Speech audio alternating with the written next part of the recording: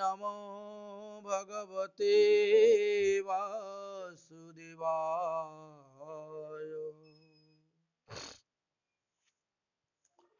সুধী ভক্তবৃন্দগণ, দামোদর মাসে প্রতিদিন দামোদর অষ্টক পাঠ করাটি খুবই ভালো, ভজনের পক্ষে খুব উত্তম, এবং গজেন্দ্র মোক্ষ লীলা শ্রবণ, এই দুইটির মহিমার কথা বর্ণন করে গিয়েছেন কার্তিক মাসে। যাই হোক, আমরা পূর্বে এই দুটি বিষয় আস্বাদন করেছি এবং ক্রম অনুসারে ভাগবত আলোচনা করে আমরা ভাগবতের দ্বাদশ স্কন্ধের দ্বিতীয় অধ্যায়ের 18 নং শ্লোক পর্যন্ত গতকালকে আমরা আস্বাদন করেছিলাম। 11 নং শ্লোক পর্যন্ত আস্বাদন করেছিলাম। সেখানে বলা হয়েছিল ত্রিংশতি বর্ষাণি পরমায়ু কলো নির্নাম। কলিযুগের লোক সকল শেষের দিকে 30 বৎসর বা 20 বৎসর জীবিত থাকে, পরমায়ু থাকবে। জাতি সকল সব শূদ্র প্রায় হইবে। গাবিগণ ছাগলের মতন ক্ষুদ্র আকৃতি হইবে, অল্প দুগ্ধবতী হইবে। গৃহ নির্মাণ মাত্রই আশ্রয় পর্যাপ্ত হইবে, বৈবাহিক সম্বন্ধ মাত্রই কুটুম্বিতা হইবে। কলি দেব পরিমাণে 12 শত বৎসর পৃথিবী ভোগ করিবে। এইরূপ অবস্থায় কলির অল্প বৈশিষ্ট্য সময়ে ভগবান ধর্ম রক্ষার জন্য ধরাতলে অবতীর্ণ হইবে। অর্থাৎ কলির 4,32,000 বৎসর পরমায়ু আছে। শেষের দিকে ভগবান অবতীর্ণ হবেন। কোথায় অবতীর্ণ হবেন, কিভাবে অবতীর্ণ হবেন? ভাগবতের দ্বাদশ স্কন্ধের দ্বিতীয় অধ্যায়ের 18 নম্বর শ্লোকেতে বললেন, সম্বল গ্রাম মুখস্য ব্রাহ্মণস্য মহাত্মনঃ ভবেন বিষ্ণু যশস্য কলিঃ প্রাদুর্ভবিষ্যতি। কলির এই শেষের দিকে ভগবান কল্কি রূপে সম্বল গ্রামে প্রধান বিপ্র বিষ্ণু যশের গৃহেতে জন্মগ্রহণ করিবেন। ভগবান কল্কি শীঘ্রগামী দেবদত্ত নামক অশ্বের মধ্যে আরোহণ করিয়া পৃথিবীতে বিচরণ করিতে করিতে কপট রাজবেশধারী দস্যুগণকে অস্ত্রাঘাতে বধ করিবেন। সমস্ত দস্যু অবসান ঘটলে পর 6 রাত্রি পর্যন্ত মুষলধারে বৃষ্টি হইবে। পৃথিবীতে এইভাবে প্রলয় আসবে। তারপর আবার সত্যযুগের আবির্ভাব হইবে। 6 দিনের মুষলধারে বৃষ্টিতে সবকিছু জলের নিম্নে চলে যাবে। তার কি হবে? 7 দিন প্রচন্ড রুদ্র হবে, সেই জলটাকে আবার শুকিয়ে নিবেন। তারপরেই তো আবার নতুন করে সত্যযুগের আরম্ভ হয়ে যাবে। তখন পুণ্যবান প্রজা সকল জন্মগ্রহণ করিবে। যথা চন্দ্রশ্চ সূর্যশ্চ তথা তির্যো বৃহস্পতি एको রাশৌ সন্তি ভবিষ্যন্তি তদাকৃতম। হে পরীক্ষিত, যখন চন্দ্র, সূর্য, পুষ্য ও বৃহস্পতি সঙ্গে কর্কট রাশিতে যাইবে, তখন আবার সত্যযুগের আরম্ভ হইবে। সত্যযুগ আসলে পরে সুমবংশীয় শান্তনুর ভাই দেবাপি এবং ইক্ষ্বাকু বংশের রাজা মরু, এই দুইজন পুনরায় তপস্যা থেকে উঠবেন এবং তারা বর্ণ আশ্রম ধর্ম সব স্থাপন করবেন। তাহারা ভগবান শ্রীকৃষ্ণের নিকটে এই সমস্ত শিক্ষা লাভ করিয়া মহাযুগযুক্ত হইয়া কালাপ গ্রামে বসে তারা ভজন করে যাচ্ছেন। ভজনের ফলে তাদের আয়ু বৃদ্ধি হয়ে গেছে, তাই কলিযুগের শেষ পর্যন্ত তারা ভজন অবস্থান করবেন, তারপরে উঠে পুনরায় সৃষ্টি কার্য ধর্ম স্থাপন আদি কার্য শুরু করবেন। বর্তমানে তাহারা বদরিকা আশ্রমের কালাপ গ্রামেতে নিবাস করিতেছেন। হে মহারাজ পরীক্ষিত, আমি যে সমস্ত রাজগণের নাম তোমাকে বলিলাম, ইহারা প্রথমে ভূতলে মমতা বিস্তার করিয়া পরে তাহারা শরীরের পোষণার্থে প্রাণহিংসা করিয়া নরকে যাইবে। মরণের পর তাহারা কৃমি বিষ্ঠা ও ভস্মে পরিণত হইবে। অবিবেকী নরপতিরা জনগণের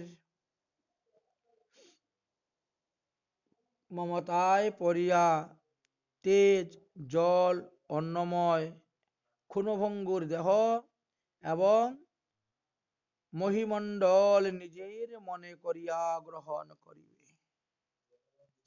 একে অন্যকে জয় করিবার জন্য, ভূমি লাভ করিবার জন্য যুদ্ধ করবে, রাজ্য বিস্তার করবে। ভূমি জয়কারী রাজাদেরও দেখি পৃথিবী দেবী হাসবেন আর বলবেন, হে ভূমি লুলভ্য রাজগণ, তোমরা কি মৃত্যুকে জয় করিয়াছ? তোমরা কি এই রূপে মনে করো যে এই নশ্বর জগতে ভূমি জয় করার ইচ্ছা করিতেছ? কতই রাজা মহারাজা রাজত্ব ছেড়ে চলে গেলেন, এই ভূমি একই স্থানে পড়িয়া আছে। ঈশ্বরই সর্বতন্ত্র স্বতন্ত্র। আমরা যে স্বতন্ত্র হইতে চেষ্টা করিতেছি, তার পরিণাম বর্তমান বিচার করে দেখলে বুঝিতে পারিবেন। যিনি স্বাধীন করতে চান, স্বাধীন হতে চান, তাকেও প্রজা নিহত করে। অতএব কেহ থাকে নাই এবং কেহ থাকিবেও না। বড় বড় মনু পর্যন্ত কালগ্রাসে পতিত হইয়া চলিয়া গিয়াছেন। এই ভূমি আমার, এই ভূমি আমার, এই রূপে মিথ্যা আসক্তির দ্বারা অন্যান্য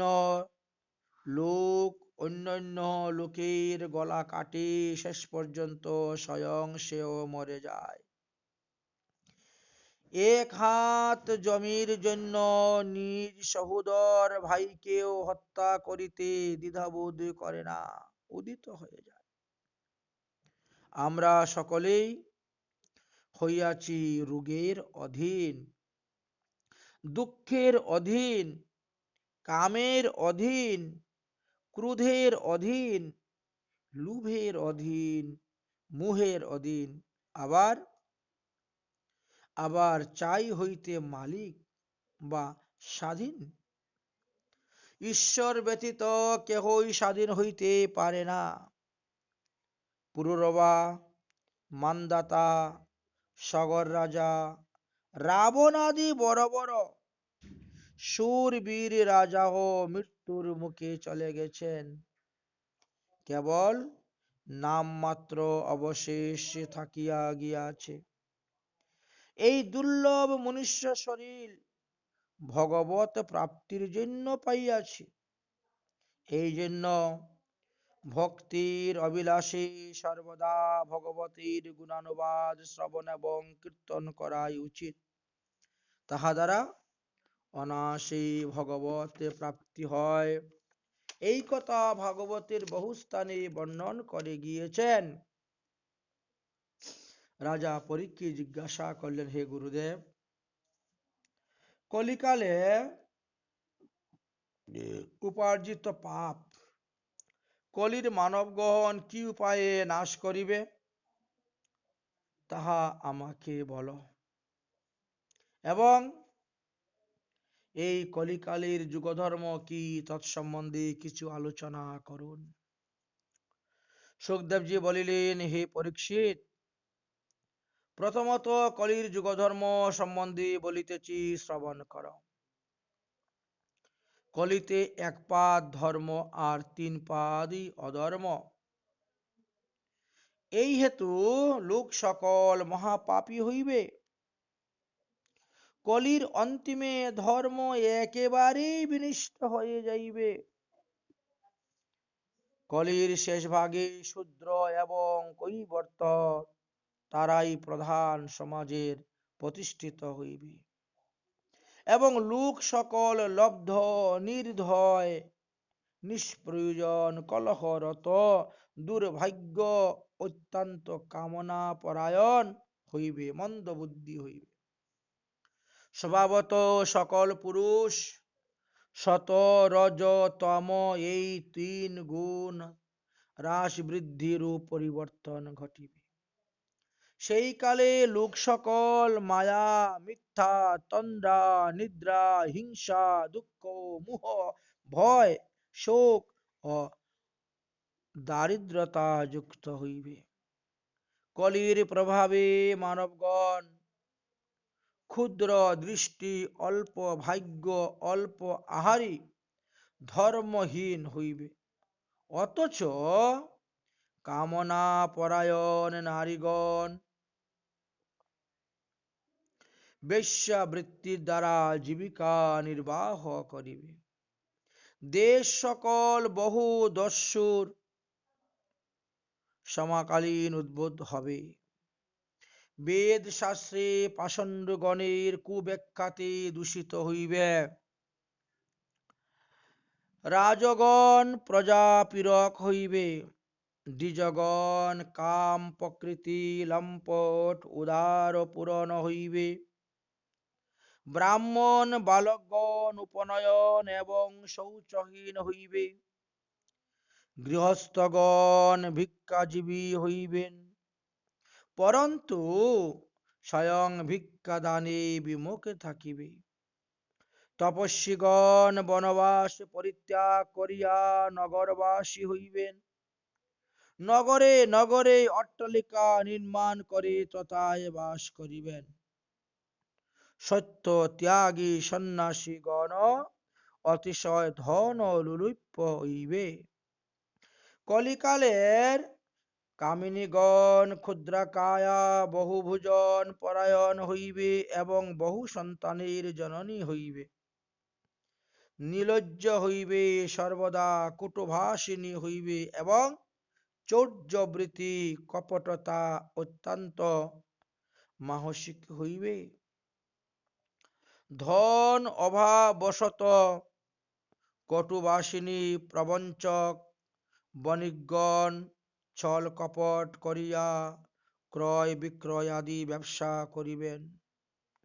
কলিকালের মানবগণ কেবল কামনাসক্ত ও দরিদ্র হইবে এবং পিতা ভ্রাতা শরীর জ্ঞাতিগণকে পরিত্যাগ করিয়া একমাত্র ভার্যা শালী সম্বন্ধী তাদেরকে নিয়েই থাকবে, তাদের পরামর্শে চলবে। এইভাবে দ্বিতীয় অধ্যায় বিশ্রাম দিয়ে তৃতীয় অধ্যায়ের বিষয়বস্তু আমরা আস্বাদন করতেছি। শূদ্রাং প্রতি গৃহীষ্যন্তি তপোবেশোপজীবনং ধর্ম বৃত্তান্ত ধর্মজ্ঞা অধিরূহ তমাম সনম।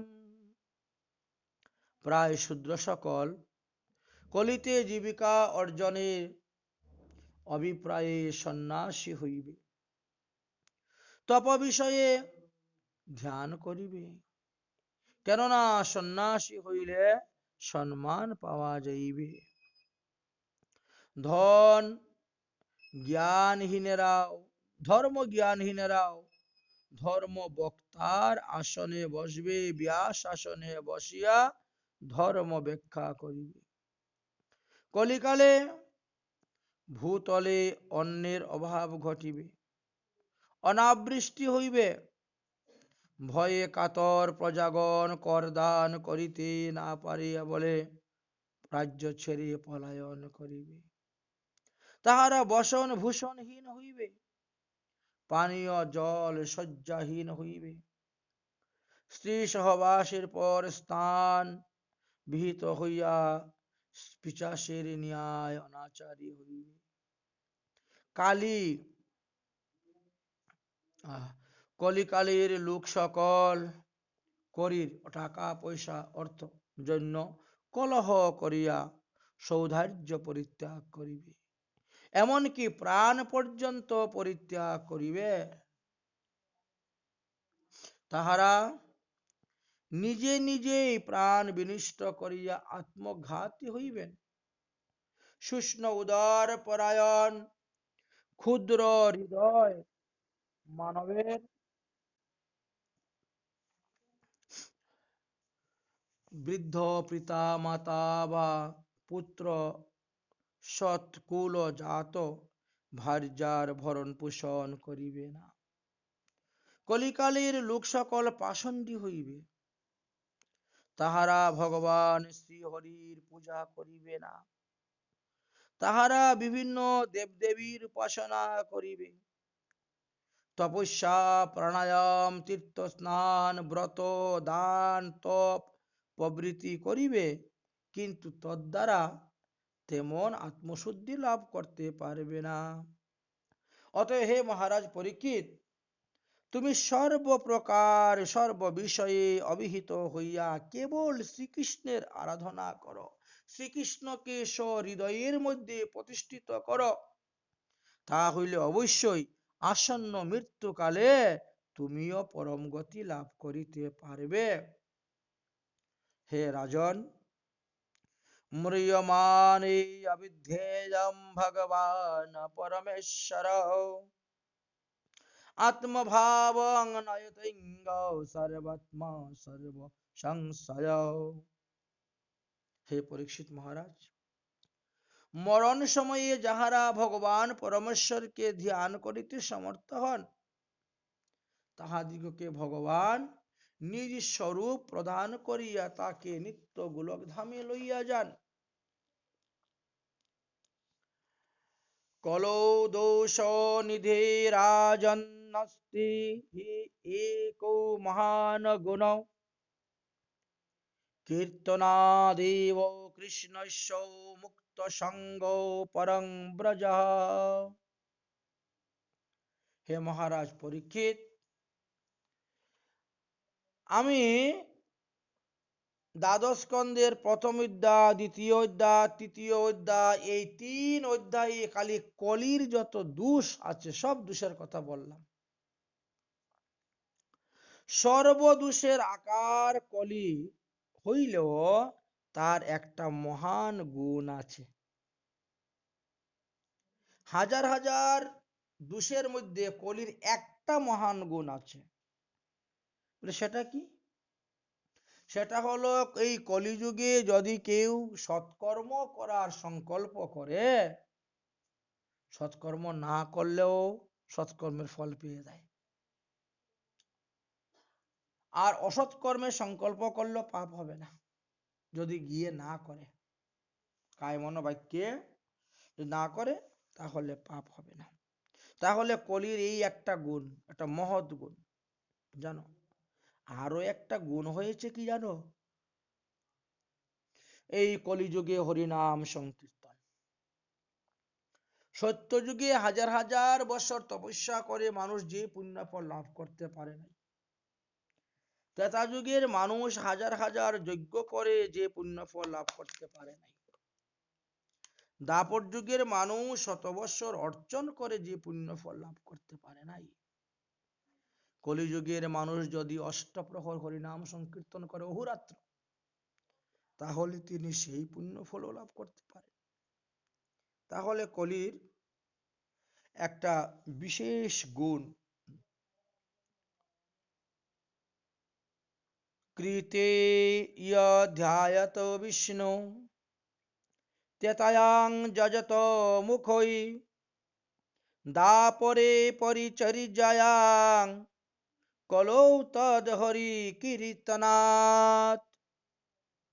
হে রাজন, সত্যযুগে বিষ্ণুর ধ্যান, ত্রেতা যুগে বহু প্রকার যজ্ঞ, দাপর যুগে অর্চন সেবা পূজা করে যাহা যাহা ফল লাভ হইত, সেই সমস্ত ফল কলিযুগে কেবলমাত্র নাম সংকীর্তনে লাভ হইবে।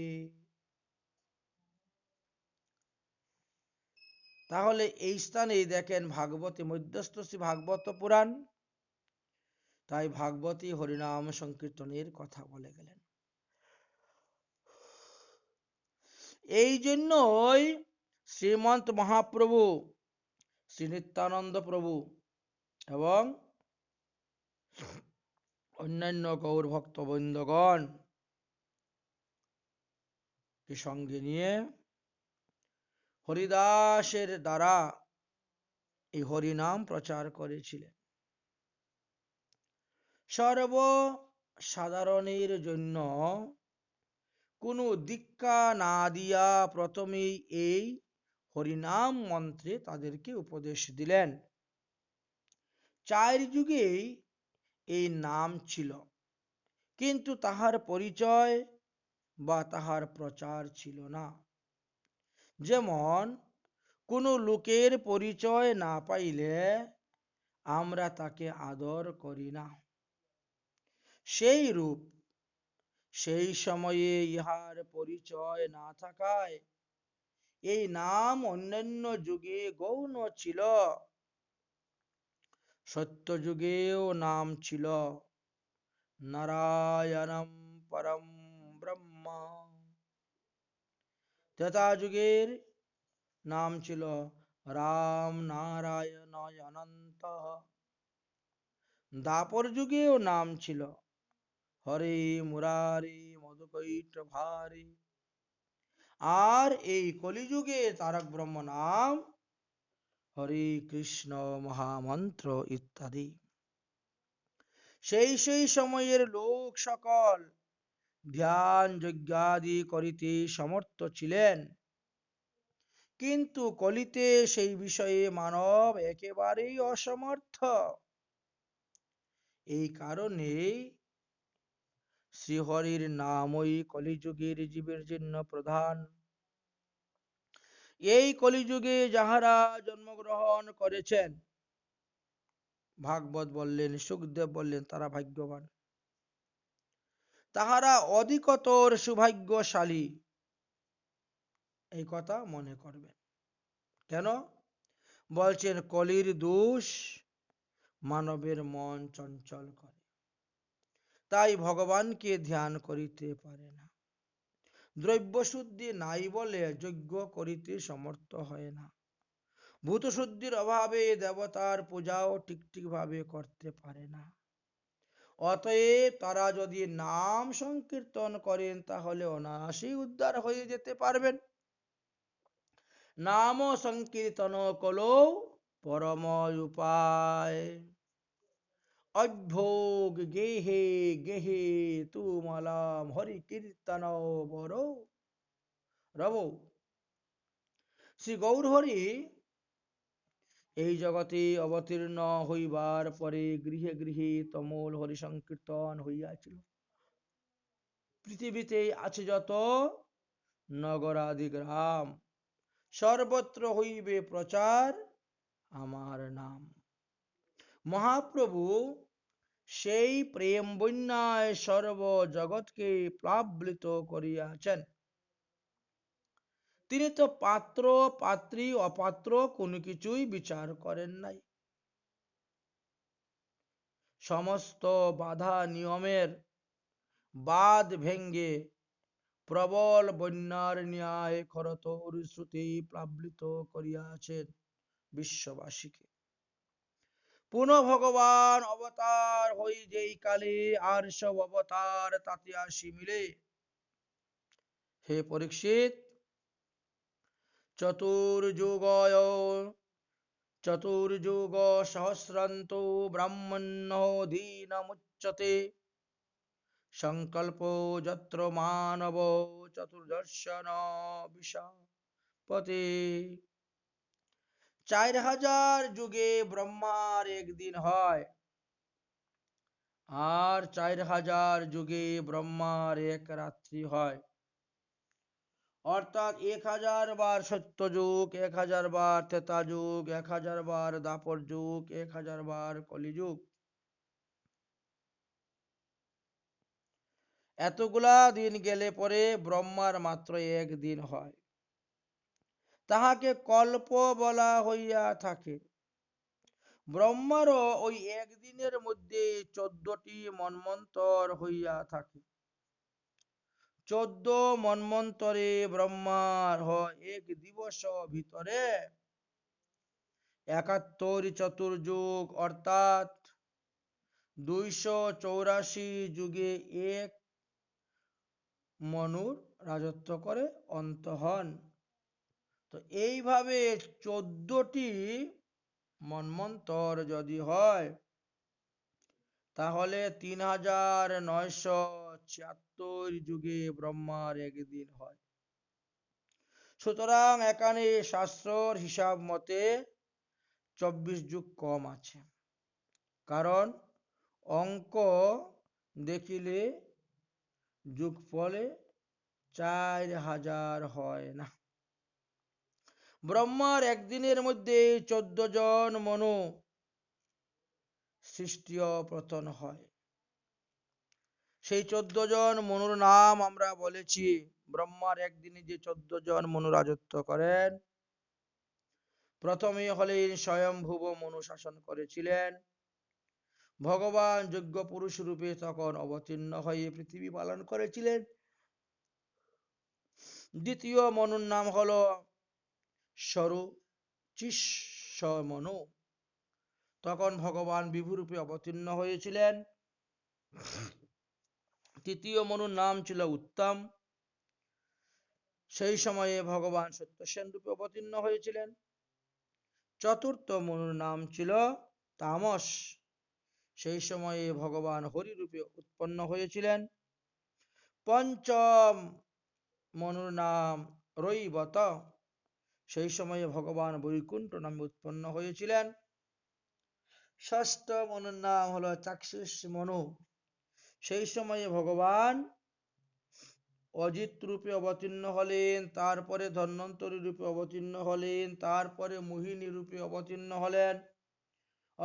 কুর্ম, প্রথমে অজিত রূপে অবতীর্ণ হলেন, তারপরে কুর্ম রূপে অবতীর্ণ হলেন, তারপর ধন্বন্তরী রূপে অবতীর্ণ হলেন, তারপর মোহিনী রূপে অবতীর্ণ হলেন। এক সমুদ্র মন্থনকে কেন্দ্র করে ভগবানকে 4 বার অবতীর্ণ হতে হয়েছিল। এইরকম আর কোনো মন্বন্তরে দেখা যায় না। এবার সপ্তম মন্বন্তর হলো বৈবিশ্বত মনু শাসনকাল। আমরা যেটাতে বর্তমানে আছি, এই আমরা সপ্তম মনু শাসনকালেতে অবস্থান করতেছি। এই মনুতে ভগবান বামনদেব রূপে অবতীর্ণ হয়েছিলেন। আগামীতে যে মন্বন্তর আসবে তার নাম হলো শার্বণী মনুর শাসনকাল। তো সেই সময়ে ভগবান সার্বভৌম রূপে অবতীর্ণ হইবেন। অষ্টম গেল। নবম মন্বন্তরে দক্ষ শার্বণী শাসন করবেন, সেই সময়ে ভগবান ঋষভ রূপে অবতীর্ণ হইবেন। দশম মন্বন্তরে ব্রহ্ম শার্বণী রাজত্ব করবেন, সেই সময়ে ভগবান বিশ্বক্সেন রূপে অবতীর্ণ হইবেন।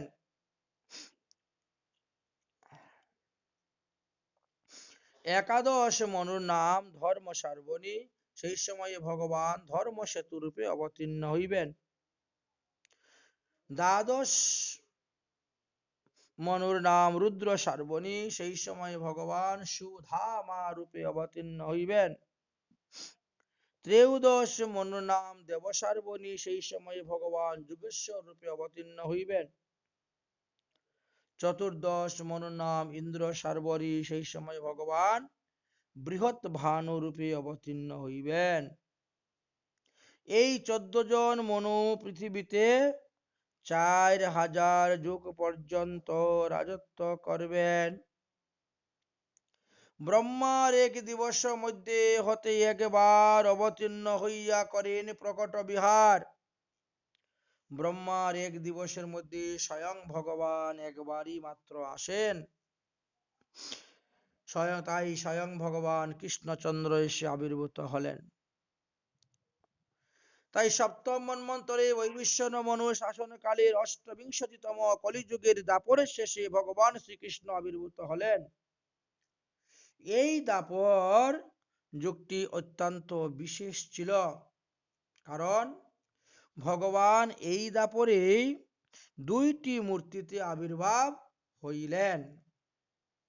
যেমন প্রথম আমরা শ্রীকৃষ্ণের অবতার বলতে পারি, দ্বিতীয়ত ব্যাস দেবীর অবতার বলতে পারি। আর কলিযুগে তো ভগবান 4টি মূর্তিতে প্রকট হয়েছেন। প্রথম কলিতেই তিনি জগন্নাথ রূপে আসলেন, তারপরে কলিতে তিনি বুদ্ধ রূপে আসলেন, তারপরে তিনি শ্রীকৃষ্ণ চৈতন্য গৌরাঙ্গ মহাপ্রভু রূপে আসলেন, এবং চতুর্থে তিনি কল্কি ভগবান রূপে আসবেন। দেবতাদের তুলনায় মানবের পরমায়ু অতি অল্পকাল। মানুষের 1 বৎসর সমান দেবতাদের 1 দিন। আবার ব্রহ্মার 1 দিনে মানুষের 4000 যুগ হয়। সত্যযুগের মানুষের পরমায়ু ছিল 1 লক্ষ বৎসর। দেহের পরিমাণ ছিল 21 হাত লম্বা। তাহাদের মর্যাগত প্রাণ ছিল ও ইচ্ছা মৃত্যু তারা বরণ করতে পারত।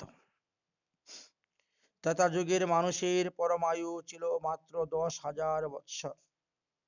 তথাপিও রামচন্দ্র কিন্তু ভগবান 11,000 বৎসর রাজত্ব করে গেছেন। ত্রেতা যুগের মানুষের দেহের পরিমাণ ছিল 14 হাত লম্বা।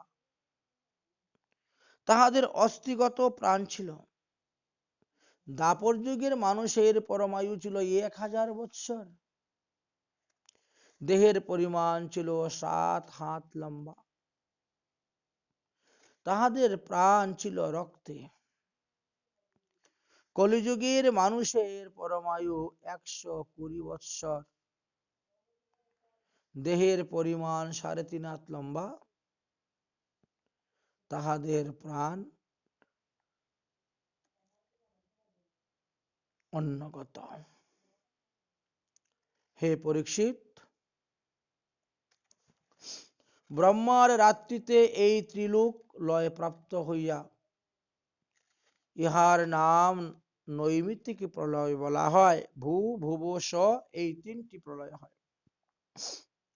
এই নৈমিত্তিক প্রলয়ে বিশ্ব শ্রেষ্ঠা শ্রী নারায়ণ বিশ্বকে আত্মসাৎ করিয়া ব্রহ্মার সহিত অনন্ত শয্যায় শয়ন করেন। ব্রহ্মার উক্ত পরার্ধ কাল অতীত হইলে পর, অবসান হইলে পর আবার প্রকৃতির লয় হইয়া থাকে। হে রাজন, পূর্বে নারায়ণ ঋষি এই শ্রীমদ্ ভাগবত মহাপুরাণ সংহিতা নারদের নিকটে কীর্তন করেছিলেন।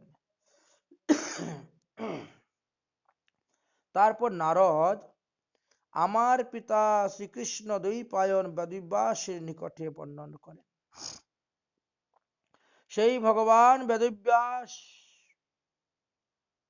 বড় প্রীতির সহিত আমার নিকটে তাহা প্রদান করেন।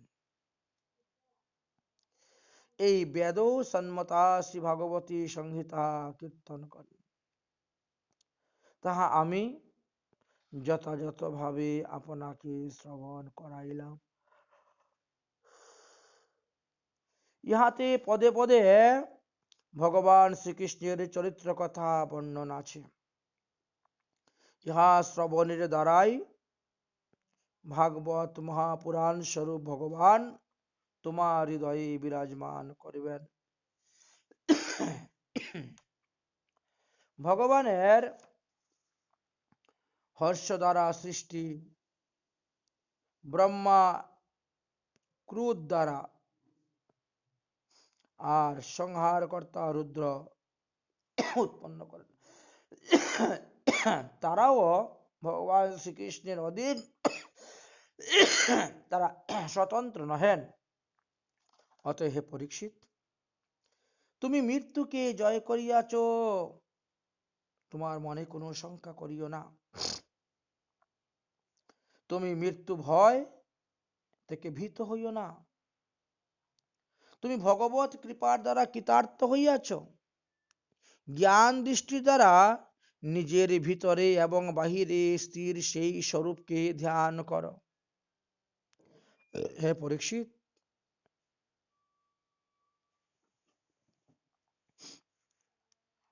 এতে তোমার কল্যাণ হইবে।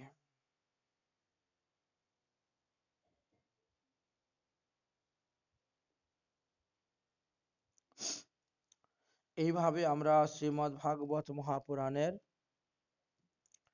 দ্বাদশ স্কন্ধের চতুর্থ অধ্যায় বিশ্রাম দিলাম। এবার আমরা পঞ্চম অধ্যায়ে প্রবেশ করতেছি।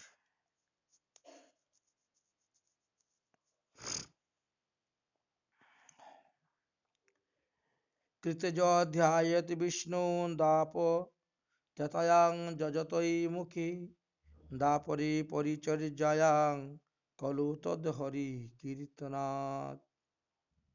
হে পরীক্ষিত, তুমি এখন বসে বসে হরিনাম কীর্তন করো। তোমাকে তো ভাগবত কথা বলেই দিয়েছি, ভাগবত কথা বলা হয়ে গেছে।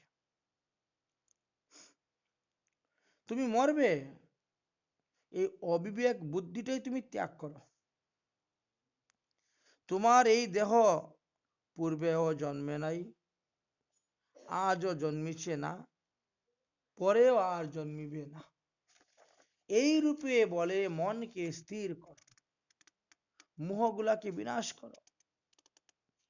দেখো, বীজ বীজ হইতে যেমন অঙ্কুর জন্মে, সেই রূপে তুমিও পুত্র পুত্রাদি রূপে জন্মগ্রহণ করেছ, আমিও করেছি। পুনরায় আর তোমাকে মাতৃগর্ভে এসে জন্মগ্রহণ করতে হবে না। তুমি যে ভাগবত শুনেছ, এর এতই মূল্য। সত রজ তম এই তিনটি বৃত্তির দ্বারাই দেহ উৎপন্ন হয়, আবার দেহ বিনাশ হয়। কিন্তু আত্মার তো জন্ম নেই, মৃত্যু নেই, কারণ তিনি স্থূল ও সূক্ষ্ম দেহের হইতে ভিন্ন। অতএব তুমি বুদ্ধি যুগে ভগবান শ্রীকৃষ্ণকে হৃদয় আকাশে স্থাপন করো। এইরূপ করিলে তুমি মৃত্যুকে পর্যন্ত জয় করিতে পারিবে। বিপ্র সাপ প্রেরিত তক্ষক তোমাকে ধ্বংসন করিয়াও দগ্ধ করিতে সমর্থ হইবে না। হে বৎস পরীক্ষিত, ইহার পর শ্রীহরি কি লীলা করিয়াছিলেন তাহা শুনতে কি তুমি ইচ্ছা করো? আমি কি আরো শ্রীকৃষ্ণের লীলা কথা তোমাকে শোনাবো?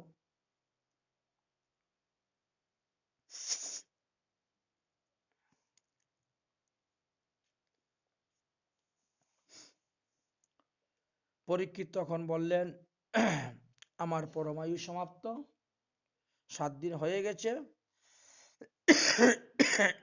এই 7 দিন যাবৎ আপনার শ্রীমুখ হইতে ভগবানের অপূর্ব লীলা কথা শ্রবণ করে, ভাগবত কথা শ্রবণ করে আমার হৃদয়ের যে অজ্ঞানরূপী অন্ধকার ছিল তাহা দূর হয়ে গেছে, আর আমার ভয় নেই। এই বলে সুখদেবের পদমূলে মস্তক স্থাপন করিয়া তিনি সুখদেবকে প্রণাম করলেন। সিদ্ধো যস্মানোগ্রহিতো যস্মিन् ভবতাম করুণাত্মনম প্রাবৃতো যস্মে সাক্ষাৎ হরি। ভাগবত দ্বাদশ স্কন্ধের ষষ্ঠ অধ্যায়ের 2 নং শ্লোকেতে বললেন, হে গুরুদেব, আপনি করুণা করিয়া যেই সকল ভগবানের লীলা কথা আমাকে শ্রবণ করাইলেন, আস্বাদন করাইলেন, শ্রীমদ্ ভাগবত সপ্তাহ জ্ঞানযজ্ঞের কথা আমাকে শ্রবণ করাইলেন, ইহাতে আমি ধন্য, আমি কৃতার্থ, আমি অনুগৃহীত হইলাম। যাহাতে আমার চিত্তে শ্রীহরি সর্বদা বিরাজ করেন, আপনি আমাকে সেই আশীর্বাদটা করুন। আমার মন যেন সর্ব বিষয়ে কামনাবিহীন হইয়া একমাত্র ভগবানের চরণেই লেগে থাকে। অতএব ভবতা দর্শিতং ক্ষেমং পরমং ভগবতম পদম যমতুল্য তক্ষক নাগ হইতে আর আমি কোনো ভয় করি না। এখন আমাকে আদেশ করুন, আমি কি করব? সুখদেব বললেন, তুমি এখন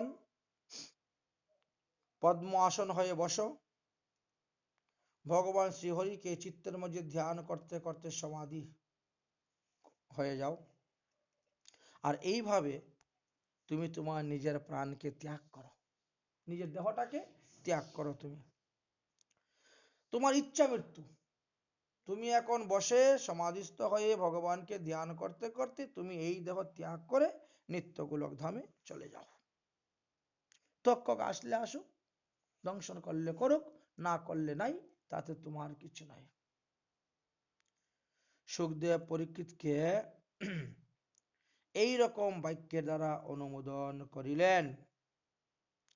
অতঃপর পরীক্ষিত মহারাজ যথাসাধ্য নানা উপচারে শ্রীমদ্ ভাগবত মহাপুরাণের পূজা করলেন, সুখদেবের পূজা করলেন। সুখদেব চলে যাবেন, এই জন্য সুখদেবেরও পূজা করলেন।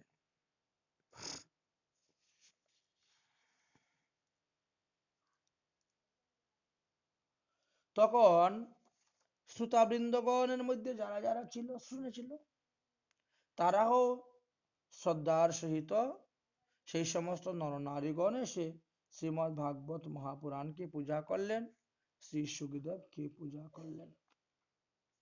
এমনকি দেবতাগণ এসে সুখদেবকে পূজা করিলেন। অতঃপর শুকমুনিজি বলিলেন, হে মহারাজ পরীক্ষিত, এখন আপনি ভগবান শ্রীহরিতে মন চিত্ত সমর্পণ পূর্বক হৃদয়ে শ্রীহরিকে ধ্যান করিতে করিতে প্রাণ ত্যাগ করুন, আর আমি এখন অন্যত্র গমন করিব। আমার যা করার হয়ে গেছে, যে কাজে আমি আসলাম সেটা হয়ে গেল, এবার তুমি আমাকে বিদায় দাও। অতঃপর শুকমুনি যখন উঠে রওনা হলেন, তখন তিনার পিছনে পিছনে দুর্বাসা আদি অনেক অনেক ঋষিগণ মুনিগণ সবাই বিদায় নিয়ে চলে গেলেন।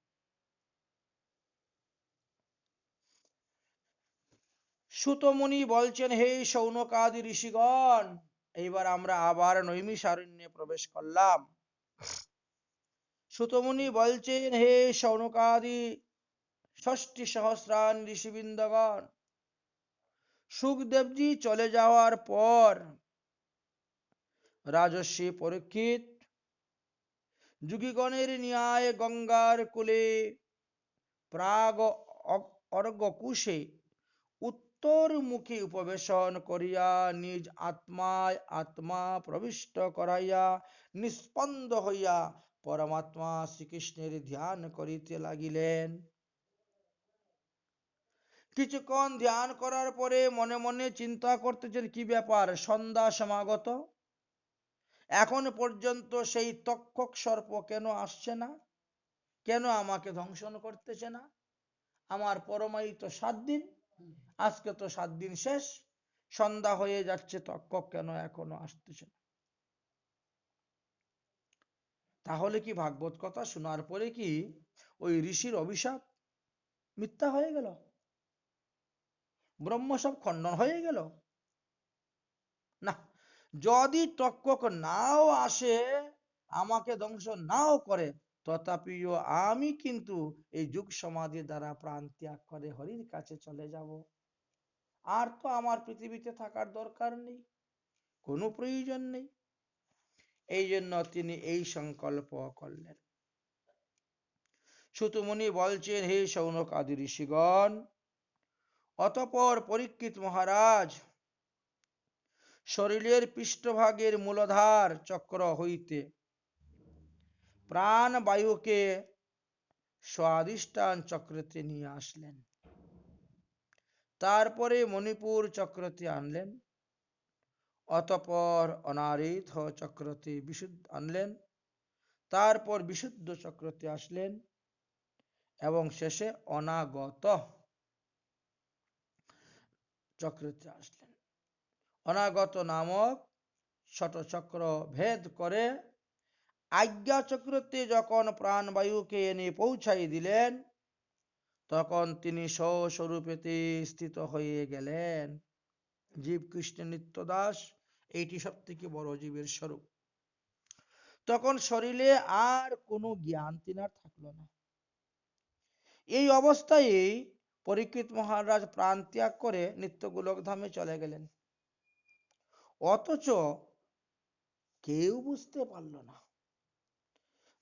যতজন লোক ওখানে ছিল তারা মনে করেছে যে মহারাজ পরীক্ষিত যোগীর ন্যায় বসে আছে, যোগীর ন্যায় বসিয়া আছেন। তাই জনগণ কেউ পরীক্ষিতের প্রাণ ত্যাগের কথা জানতে পারল না, বুঝতে পারল না। মহারাজ পরীক্ষিত কি সাধারণ মানুষ?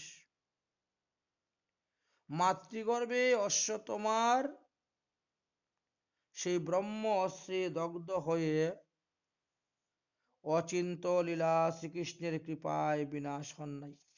যদিও তিনি মারা গিয়েছিলেন মাতৃগর্ভে, ভগবান তাকে পুনর্জীবিত করে দিয়েছিলেন। তিনি শ্রী গোবিন্দের চরণে মন প্রাণ সমর্পণ করলেন। সুতরাং ব্রহ্মশাপ তক্ষক ধ্বংসন বিয়োগেও তাহার বিফলতা আসে নাই। তিনি রাজ্য ঐশ্বর্য প্রভৃতি মমতা ত্যাগ করিয়া ব্যাসনন্দন সুখদেবের শিষ্যত্ব গ্রহণ করিয়া শ্রীকৃষ্ণ তত্ত্ব অবগত হইয়া গঙ্গার তীরে দেহত্যাগ করিলেন। শ্রী গোবিন্দ লীলার কথাই যাহাদের জীবন সর্বদা আস্বাদন এবং স্মরণ করেন, তাহাদের জীবনে শেষ সময়টা কোনো প্রকার মোহ আসতেই পারে না। তার প্রমাণ আমরা এই স্থানে দেখতে পেলাম। তাই সকলেই, আমিও তো তখন সেই সভাতেই ছিলাম এবং আমি সচ্চৌকে পরীক্ষিতের দেহত্যাগ, নিত্য গোলকধামে গমন, আত্মরামের সঙ্গে পরমাত্মার মিলন ইত্যাদি সব কিছু দেখেছি।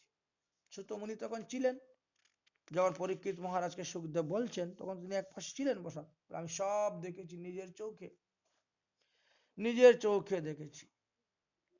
পরীক্ষিত মহারাজ শ্রীহরির ধ্যান করিতেছিলেন, এদিকে সিংহীমণির শাপ প্রভাবে প্রেরিত তক্ষক রাজা পরীক্ষিতকে বিনাশ করিবার জন্য রাস্তা দিয়ে যাইতে যাইতে চিন্তা করিতেছেন, আমি যে বিষ নিয়ে পরীক্ষিতকে বিনাশ করার জন্য যাইতেছি, সেই বিষ কার্যকারী হইবে কি না তাহা একটু পরীক্ষা করে লইয়া যেতে হবে। না হলে যদি ওখানে গিয়ে আমার ছুবলের দ্বারা পরীক্ষিত না মারা যায়, তাহলে আমি উপহাস্যের পাত্র হয়ে যাব। সুতমুনি বলছেন, হে শৌনক, তক্ষক এই রূপে চিন্তা করিতে করিতে রাস্তা দিয়ে যাচ্ছেন। এদিকে কশ্যপ নামক এক দ্বিজ ব্রাহ্মণ, তিনি সর্পের বিষ ঝাড়তে জানেন। খুব বড়সড় এক হুজা। তিনি মনে মনে চিন্তা করলেন, তক্ষক নাগ যখন পরীক্ষিত মহারাজকে ধ্বংসন করবে, তখন আমি তিনাকে ঝেড়ে সুস্থ করে দিব, ভালো করে দিব। তাহলে রাজা আমাকে বহুমূল্য উপহার দিবে। সেই উপহারে দ্রব্য পেয়ে আমার বংশের লোক অতি সুখে আনন্দে জীবন যাপন করতে পারবে। তাই তিনিও রওনা হয়েছেন। রাস্তার মধ্যে দুজনের দেখা।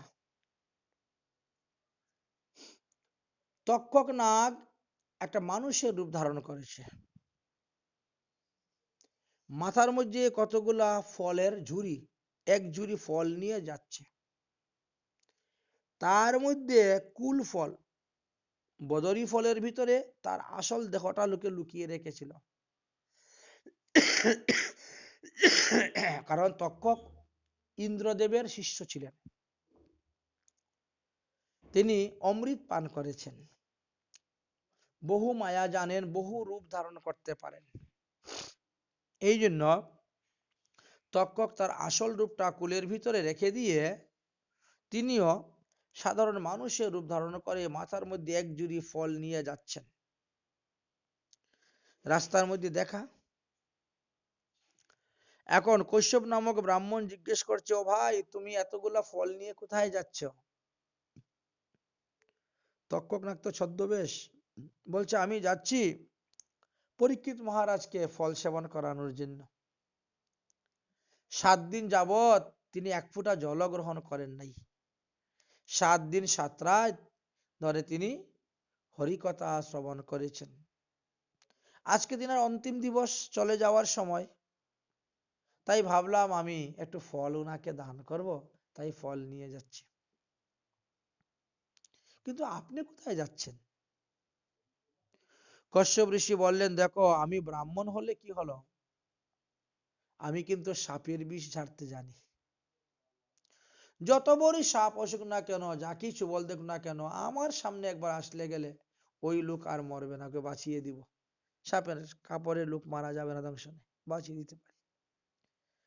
তাই আমি ভাবছি যে তক্ষক নাগে দংশন করবে, পরীক্ষিত মারা যাবে, আমি তাকে সুস্থ করে দিব, বহুমূল্য উপহার পাবো, আমার বংশ পরম্পরারা খুব আনন্দে জীবন যাপন করতে পারবে। এই জন্য তক্ষক নাগ বলছে, আপনার কি মাথা খারাপ হয়েছে? আপনি জানেন তক্ষক নাগের কত বিষ? আপনি সাপের হুজা হলে কি বিষ ঝাড়তে, তক্ষক নাগের বিষ আপনি ঝাড়তে পারবেন না। এ বড় মারাত্মক বিষ। কারণ তক্ষক নাগ যখন পরীক্ষিতকে ধ্বংসন করবে, তখন তার শরীরটা আগুন লেগে যাবে, ছাই হয়ে যাবে, আগুন আগুন লেগে। সাধারণ সাপে দংশন করলে তো মানুষ কয়েক ঘন্টা কথাবার্তা বলে, সুস্থ থাকে এবং তাকে পূজা টুজা এনে বাঁচাতে পারে। কিন্তু তক্ষক নাগে চুবল দেওয়ার সঙ্গে সঙ্গে শরীরটা ভস্ম হয়ে যাবে, তুমি তাকে বাঁচাবে কেমন করে? তো কশ্যপ বলছেন, আরে ভাই, ওই ভস্মের এক মুষ্টি ছাই পেলেই আমি আবার যেই পরীক্ষিত সেই পরীক্ষিত বানিয়ে দিতে পারবো। বলছি, এতটুক মন্ত্র শক্তি আপনার আছে, এতটুক জানেন? বলে, হ্যাঁ। বলে, আমার বিশ্বাস হয় না। এই পৃথিবীতে যে এত তন্ত্রবিদ্যা জানে এইরকম লোক আছে, আর আমার বিশ্বাস হয় না তক্ষক দংশন করলে তাকে বাঁচাতে পারে। বলে, আপনার বিশ্বাস না হলে আমি এখন কোথার থেকে আপনাকে বিশ্বাস করাবো? আমি কি তক্ষক নাগকে পাইবো? যদি তক্ষক নাগকে আমার সামনে পেতাম, তাহলে এখনই আপনাকে দেখিয়ে দিতাম। তখন তক্ষক নাগ আসল পরিচয় দিয়ে দাঁড়ালো। আমি সেই তক্ষক নাগ, এই দেখো আমার আসল রূপ এই ফলের ভিতরে, ফলের ঝুড়ি মাথায় করে নিয়ে যাচ্ছি। এটা তো আমি নকল রূপ ধারণ করে নিয়ে যাচ্ছি পরীক্ষিতকে ধ্বংসন করার জন্য। তাহলে দেখা যাক তোমার মন্ত্র শক্তি। এখনই পরীক্ষা হবে। কি, এই দেখো একটা বট গাছ, এই বট গাছের মধ্যে আমি ছুবল মারবো, দেখবেন বট গাছে আগুন লেগে যাবে, বট গাছের পুড়ে ছাই হয়ে বাতাসে উড়ে চলে যাবে সব। দেখি তুমি কেমন করে বাঁচাতে পারো বট গাছকে, তাহলে বুঝবো পরীক্ষিতকে তুমি বাঁচাতে পারবে। ঠিক আছে, তক্ষক নাগ গিয়ে বটবৃক্ষের গোড়াতে ছুবল মেরেছেন, সঙ্গে সঙ্গে আগুন লেগে গেছে। কাঁচা গাছ, ধু ধু করে আগুন লেগে জলে ছাই হয়ে যাচ্ছে। কশ্যপ ব্রাহ্মণ এক মুষ্টি ছাই ধরে মন্ত্রপুত করে দিলেন, আবার যেই বট গাছ সেই বট গাছ বানিয়ে দিয়েছেন। সেই রকমই পাতা, ফল, ডাল পালা সব সর্বনাশ। পারবেন, আপনি পারবেন পরীক্ষিতকে বাঁচাতে, কিন্তু এতে যে ঋষি বাক্য অবমাননা হবে। সৌমিক মুনির পুত্র সিংহী যে অভিসম্পাদ দিয়েছেন তক্ষক নাগ দংশনে সপ্তম দিবসে তার মৃত্যু হবে, এই ঋষি বাক্য, এই মুনি বাক্য, ব্রাহ্মণ বাক্য অবমাননার ফল যে আপনার অপরাধ হবে। অতএব আপনি এই কাজ করতে যাবেন না, আপনি গৃহে ফিরে যান। কি হয়েছে না, আমি গেলে পরে উনাকে বাঁচালে আমি কত ধন সম্পত্তি পাবো জানো। তক্ষক না বলছে, আরে বাবা আমি সেই ধন সম্পত্তি তোমাকে দিয়ে দিব, হীরা মণি মুক্তা যা চাও, মানিক্য আমি দিয়ে দিব, তোমার 7 পুরুষে খেয়ে ফুরাতে পারবে না সেই ধন। যেই ধনের আশায় নিয়ে তুমি যাচ্ছ সেই ধন আমি তোমাকে দিব, তুমি গৃহে ফিরে যাও, তুমি এই কাজ করতে যেও না। তখন ওই ব্রাহ্মণ সেখান থেকে ধন প্রাপ্ত হয়ে গৃহে ফিরে গেলেন। আর তক্ষক নাগ সেই আগের মতন ছদ্মবেশ ধারণ করে সেই ফলের পসরা মাথার মধ্যে নিয়ে তিনি রওনা হয়েছেন। ধীরে ধীরে ধীরে ধীরে ধীরে ধীরে ওখানে যাচ্ছেন, কিন্তু প্রচুর লোক, চতুর্দিকে পাহারাদার আছে। পরীক্ষিত মহারাজের বড় ছেলে জনমেজয়, সে তো রাজগদ্দিতে বসেছে, তো বাবাকে রক্ষার জন্য তো চতুর্দিকে সব রেখেছে। এই জন্য ছদ্মবেশে ঝুড়ির মধ্যে ফল নিয়ে তিনি রওনা হয়েছেন। অতঃপর তক্ষক নাগ সেই শ্রীমৎ ভাগবত সপ্তাহ জ্ঞান যজ্ঞের যে মণ্ডপ, যেখানে ভাগবত কথা হয়েছিল, সেই মণ্ডপের দ্বার দিয়ে তিনি প্রবেশ করলেন। বড় বড় সৈন্য নানা প্রকার অস্ত্রশস্ত্র নিয়ে সবাই দাঁড়িয়ে আছে, যাতে ভিতরে তক্ষক নাগ প্রবেশ করতে না পারে। কোনো প্রকারে কেউ ভিতরে প্রবেশ করতে আর অনুমতি নাই। কিন্তু তক্ষক তো তখন ছদ্মবেশ ধারণ করেছেন, ব্রহ্মচারী বেশ ধারণ করেছেন, আর হাতের মধ্যে লাঠি কমণ্ডলু নিয়েছেন, মাথার মধ্যে জটা, আবার ফলের ভাণ্ড নিয়ে রওনা হয়েছেন। যার ফলে কেউ আর তিনাকে বাধা দিল না, তিনি ধীরে ধীরে ধীরে ধীরে ভিতরে প্রবেশ করলেন।